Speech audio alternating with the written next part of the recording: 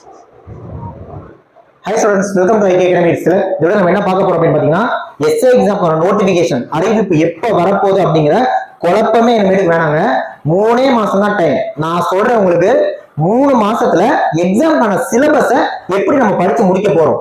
3 மாசத்துக்கான plan என்ன, 90 days plan நான் உங்களுக்கு சொல்றேன். ஏன்னா எல்லாமே சொல்ற விஷயம் ஏப்ரல் ஃபர்ஸ்ட் வீக் நோட்டிபிகேஷன், இல்ல ஏப்ரல் எண்டு தான் நோட்டிபிகேஷன், இல்ல மே மந்த் தான் நோட்டிபிகேஷன் அப்படின்ட்டு நிறைய சாய்ஸஸ் வருதுங்க.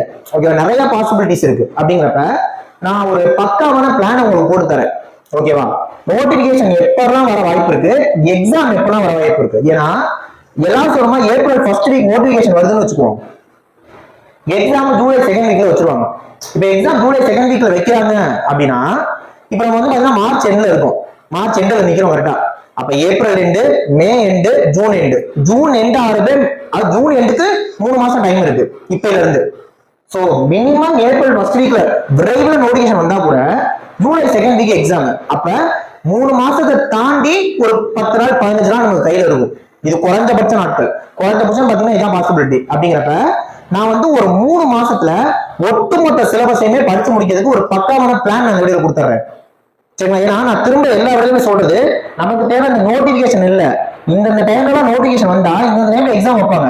அப்ப அதுக்குள்ள நான் சிலபஸை படிச்சு முடிச்சு போஸ்டிங் வாங்கணும், எக்ஸாம் கிளியர் பண்ணணும். அதுக்குதான் நான் வந்து பாத்தீங்கன்னா கைட் பண்ணிட்டு இருக்கேன். ஓகேவா, ஆனா நோட்டிபிகேஷன் எப்பன்னு தெரிஞ்சுக்கணுங்கிறவங்க நீங்க நம்மளை ஃபாலோவே பண்ண தேவையில்ல.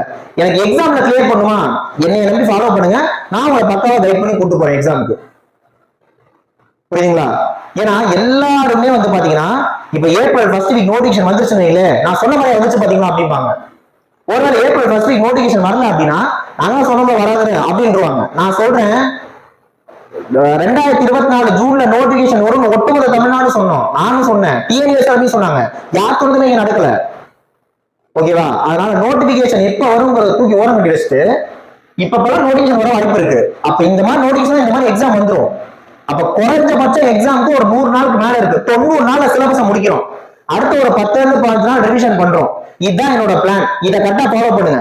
நோட்டிபிகேஷன் எப்ப வந்தாலும் 3 மாசம் சிலபஸ் படிச்சு தூக்கி போட்டீங்க அப்படின்னா எக்ஸாம் எப்போ நம்ம எழுதிக்கலாம்ல. அப்ப 3 மாசம் நான் உங்களை ரெடி பண்ற தயார்படுத்துறேன்.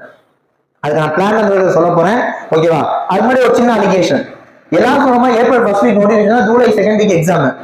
இல்ல கொஞ்சம் தாமதம் ஆகுது அப்படின்னா ஏப்ரல் நோட்டிபிகேஷன் வந்து ஆகஸ்ட் ஃபர்ஸ்ட் வீக்ல எக்ஸாம் வரும்.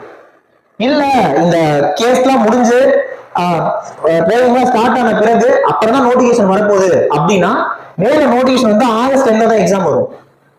இந்த 2023 நடந்துச்சுல, மே ஃபர்ஸ்ட் வீக்ல நோட்டிபிகேஷன் கொடுத்து ஆகஸ்ட் லாஸ்ட்ல எக்ஸாம் வச்சாங்க.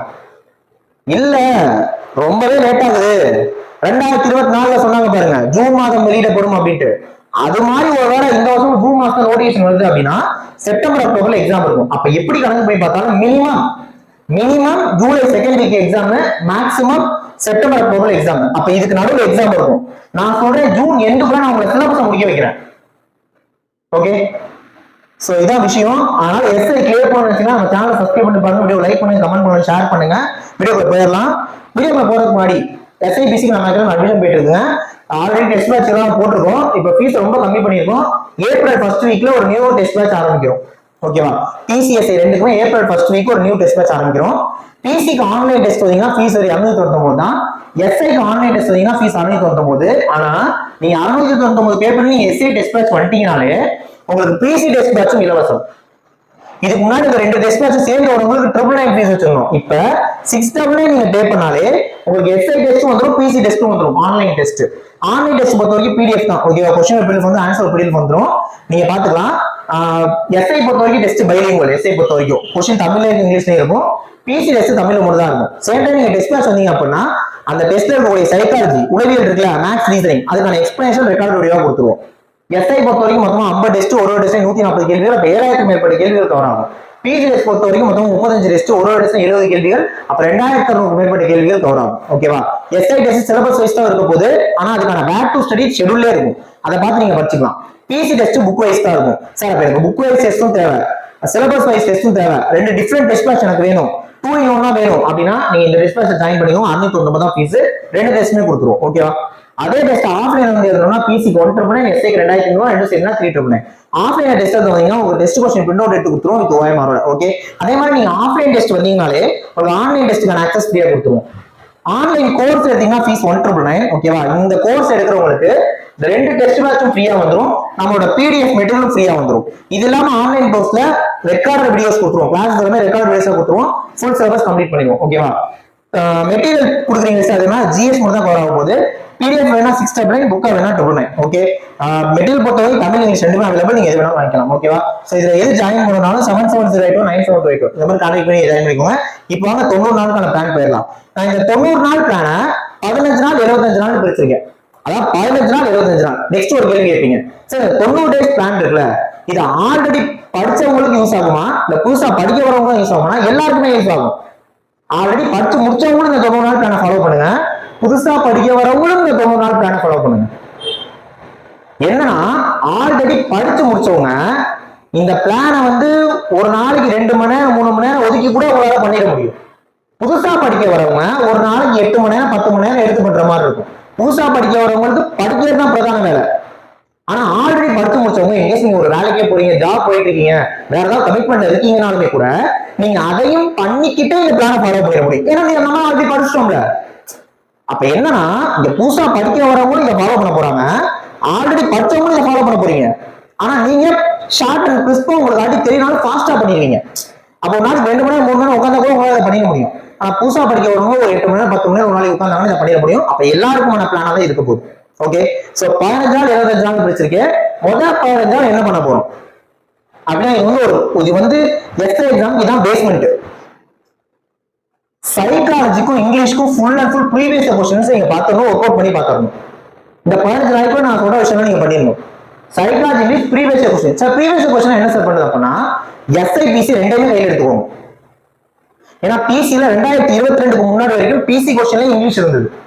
ஓகேவா, அதுல இருக்க இங்கிலீஷ் கொஸ்டின்ஸ் எஸ்ஐல எப்பவுமே கேட்டு இங்கிலீஷ் கொஸ்டின்ஸ், எஸ்ஐ பிசி இருக்க சைக்காலஜி கொஸ்டின்ஸ் மொத்தமா எடுத்து பார்க்கணும்.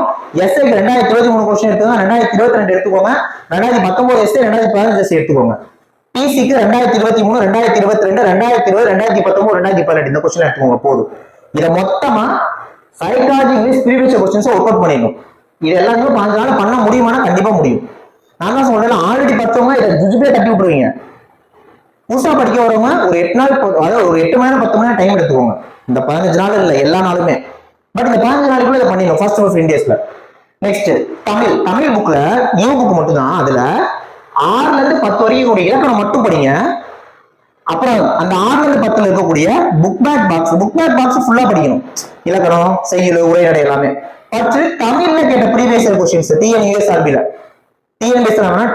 இதை பண்ணிடணும். தமிழுக்கு சயின்ஸ் சோசியல் சயின்ஸ் ரெண்டுக்குமே, சயின்ஸ் சோசியல் சயின்ஸ் ரெண்டுக்குமே 6ல இருந்து 12 வரைக்கும் புது புக் மட்டும் பார்த்தா போதும். அதுல இருக்கக்கூடிய புக் பேக் பாக்ஸ் ஃபுல்லா படிச்சிடணும், புக் பேக் கொஸ்டின்ஸ் ஃபுல்லா படிச்சிடணும், பாக்ஸ் கடன் ஃபுல்லா படிச்சிடணும். அப்புறம் சயின்ஸ் சோசியல் சயின்ஸ் கேட்ட ப்ரீவியஸ் கொஸ்டின் ஃபுல்லா படிச்சிடணும். இதை முதல் 15 நாள்ல பண்ணிடணும். முதல் 15 நாள் இதை பண்ணணும், பண்ணியே ஆகணும். நான் உங்களுக்கு இவ்வளவு பெரிய கமிட்மெண்ட் தலையில தூக்கி வச்ச பிறகு நோட்டிபிகேஷன் எப்போ வரும்? நோட்டிபிகேஷன் வருமா வராத நான் பார்த்துக்கிட்டே இருப்பேன். நோட்டிபிகேஷன் வந்தோன்னு நான் படிக்க ஆரம்பிப்பேன். இந்த மாதிரிலாம் நீங்க சொல்ல மாட்டீங்க. நான் உங்களுக்கு பெரிய பொறுப்பு எடுத்து கையில கொடுத்துட்டேன். இதுதான் என்னோட ஃபுல் ஃபோக்கஸ். ஓகே, திரும்ப சொல்றேன், 15 நாள்ல இதை பண்ணி முடிக்கிறவங்க 140 கேள்வி மொத்தம் எஸ்ஐக்கு 80 கேள்வி உங்களால அடிக்க முடியும். இதை பண்ணாலே 140 நீங்க 80 எடுத்துருவீங்க. நல்லா பாருங்க, எல்லாத்துக்குமே ப்ரீவியஸ் கொஸ்டின் படிக்க சொல்றேன். Science social book back box cover பண்ண சொல்றேன். கிட்டத்தட்ட தமிழுக்கு நம்ம இவ்வளவுதான் படிக்கணுமே. தமிழ்ல படிக்க போறது இவ்வளவுதான். சைக்காலஜி இங்கிலீஷ்க்கு ப்ரீவியஸ் கொஸ்டின் பார்க்க சொல்றேன். இதை பண்ணாலே நீங்க 140 80 எடுத்துருவீங்க. ஆனா 140 80 வச்சா பத்தாது, நம்ம 130 135 போகணும். ஆனா 15 நாள் இதை பண்ணிட்டீங்கன்னு வைங்களே, எல்லாரும் சொல்ற மாதிரி ஏப்ரல் ஃபர்ஸ்ட் வீக் நோட்டிபிகேஷன் வந்து விரைவில் நம்ம இதை முடிச்சிருவோம். இல்ல நோட்டிபிகேஷன் தாமதம் ஆகுதுன்னா நோட்டிபிகேஷனுக்கு முன்னாடி நம்ம இதை முடிச்சிருவோம்னு அர்த்தம். புரியுதுங்களா? சோ 15 நாள் இதை முடிச்சிருவோம். நெக்ஸ்ட் 75 டேஸ் இங்கதான் நம்ம ஃபுல் சிலபஸையும் பார்க்க போறோம். ஓகே, மொத்த சைக்காலஜி எல்லா டாபிக்ஸையுமே 20 நாள்ல முடிச்சிட போறோம். சைக்காலஜிக்கு எப்படி ப்ரிப்பேர் பண்ணணும், என்னென்ன டாபிக் எல்லாம் பார்க்கணும், அதுக்கு தனி நான் வீடியோ கொடுக்குறேன் வரப்போற நாட்கள்ல. ஆனா அதை நம்ம 20 நாள்ல பண்ணணும். 20 டேஸ் நீங்க என்னன்னா அந்த முதல் 20 நாள் சைக்காலஜி மட்டும் பாருங்க, வேற எதுவுமே தொட வேணாம். 20 டேஸ்ல சைக்காலஜி முடிக்க முடியும். அடுத்து இங்கிலீஷ்க்கு 10 நாள் தரேன். அப்ப 30 நாள்ல சைக்காலஜி இங்கிலீஷ் தூக்கி போட்டு முடிச்சு இதெல்லாம் நீங்க 5 நாள் முடிச்ச பிறகு பண்ணணும். ஆல்ரெடி 10 முடிச்சவங்க இதை பண்ணுங்க, நீங்க ஸ்பீடா பண்ணிடுவீங்க. புதுசா படிக்க வரவங்க இதை மட்டுமே வேலையா எடுத்து பண்ணணும். அடுத்து ஹிஸ்டரி எழுதினால சார் இந்த history, geography, polity, economics, biology, physics, chemistry இதெல்லாம் ஸ்கூல் புக்ல எங்க சார் படிக்கணும்? ஃபுல்லாவே படிக்கணும் அப்படின்னா இந்த physics, chemistry, biology, history, geography, polity, economics இருக்குல்ல, சோசியல் சயின்ஸும் இந்த மொத்தத்துக்குமே எஸ்ஐக்கு வேர் டு ஸ்டடி நான் வீடியோ போட்டிருக்கேன். நீங்க அதெல்லாம் தேடி பார்க்க வேணாங்க. விரைவில் அது எல்லாத்தையும் கம்ப்ரஸ் பண்ணி நான் உங்களுக்கு ஒரு வீடியோவை கொடுத்துறேன். நம்ம சேனலை வருஷம் ஃபாலோ பண்ணிட்டு இருக்கவங்களுக்கு அந்த வேர் டு ஸ்டடி நான் போட்டு தெரியும். இப்போ புதுசாக ஃபாலோ பண்ணீங்கன்னா ஒன்றும் பிரச்சனை இல்லை. நான் என்ன பண்ணேன், திரும்ப அந்த வீடியோலாம் சேர்த்து நானே உங்களுக்கு ப்ரொவைட் பண்ணிடுறேன் வித்தின் ஷார்ட் டைம்ல. அப்ப history, geography, polity, economics, physics, chemistry, biology இதுக்கு ஸ்கூல் புக்ல நம்ம எங்க படிக்கணும், எதை படிக்கணும் அப்படிங்கறத மட்டும் சொல்றேன். அதை மட்டும் இந்த நாட்களில் படிக்க முடியும். ஆனா நான் சொல்ற லெசன்ஸுக்கு ஃபுல் கண்டென்ட் நீங்க படிக்கணும். அதுக்கு கொண்டு போயிட்டு புக் பேக் பாக்ஸ் இம்பார்ட்டன்ட் மட்டும் படிக்க கூடாது. நான் கொடுக்க போற இம்பார்ட்டன்ட் தான், ஏன்னா அப்ப நீங்க அதை மட்டும் தான் படிக்கணும். ஆனா நான் ஃபர்ஸ்ட் 15 டேஸ் சொன்னேன் பாருங்க, அதுக்கு ஃபுல்லா புக் பேக் பாக்ஸ் படிக்கணும். இதான் கான்செப்ட். ஹிஸ்டரி எதனால முடிக்க முடியும். நெக்ஸ்ட் பாலிட்டி எக்கனாமிக்ஸ் போயிருங்க. பாலிட்டி எக்கனாமிக்ஸ்க்கு 10 டேஸ் கொடுத்துருக்கேன், 2 சேர்த்து 10 கம்மியா தான் இருக்கு. படிக்க போற சிலபஸ் இது கம்மி தான், 10 நாள் முடிக்க முடியும். அடுத்து ஜியோகிராஃபி 7 நாள் முடிக்கும். ஓகேவா? இங்கே 20, 30, 37, 47, 54 நாள் நம்ம கடந்துட்டோம். 54 நாள் கடந்துட்டோம். அடுத்த 8 நாள் பயாலஜி, 7 நாள் பிசிக்ஸ், 6 நாள் கெமிஸ்ட்ரி. கூட்டி பாருங்க, கரெக்டா இதுல ஒரு 75 நாள், அங்க ஒரு 15 நாள், 90 நாள். 90 நாள்ல 15 நாள்ல நம்மளால 80+ எடுத்துட முடியும். அடுத்த 75 நாள்ல நம்மளோட டார்கெட் 50+.